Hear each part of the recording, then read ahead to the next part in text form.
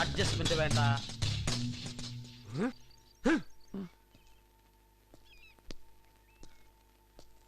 കൊള്ളാം, ഗംഭീരൻ പെർഫോമൻസ്. ഇതെന്താണെന്ന് ഓർമ്മയുണ്ടോ? ഈ കുടകിൽ വെച്ച് മാനസികമായും ശാരീരികമായും എന്ത് സംഭവിച്ചാലും അതിന് ഏക ഉത്തരവാദി താനാണ് എന്ന് സ്വന്തം കൈപ്പടയിൽ രേഖാമൂലം അവൾ എഴുതി ഏൽപ്പിച്ച പെറ്റീഷൻ. സാർ, അതിന് ഞാൻ കാരണം അവൾക്കൊന്നും സംഭവിച്ചില്ലല്ലോ. ഇതിൽ കൂടുതൽ ഇനി എന്താണ് സംഭവിക്കാനുള്ളത്? സത്യമായിട്ട് ഇതിന് മാത്രം ഞാൻ ഉത്തരവാദിയല്ല. ഓക്കെ, രാവണനെ കൊന്ന രാമനാണോ? അതെ. കംസനെ കൊന്നത് കൃഷ്ണനാണോ? അതെ. ഭഗനെ കൊന്നത് ഭീമനാണോ? അതെ.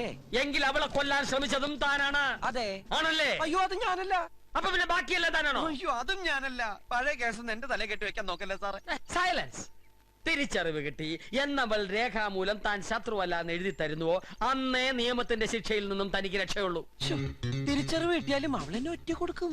അത് തന്റെ കയ്യിലിരിപ്പ് പോലെ ഇരിക്കും. ഈ നിമിഷം മുതൽ ഡോക്ടർ പറയുന്ന എന്തും നീ അനുസരിച്ചിരിക്കണം, അവൾ പറയുന്ന എന്തും നീ അംഗീകരിച്ചിരിക്കണം. സാർ, ഇത്രയും വലിയൊരു ശിക്ഷ എനിക്ക് തരണം. നിനക്ക് കരുതി വെച്ച ശിക്ഷയിൽ ഇത് എത്രയോ നിസ്സാരം.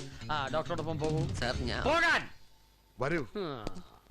ഇത് ഡോക്ടറോ അത് ആരാച്ചാരോ?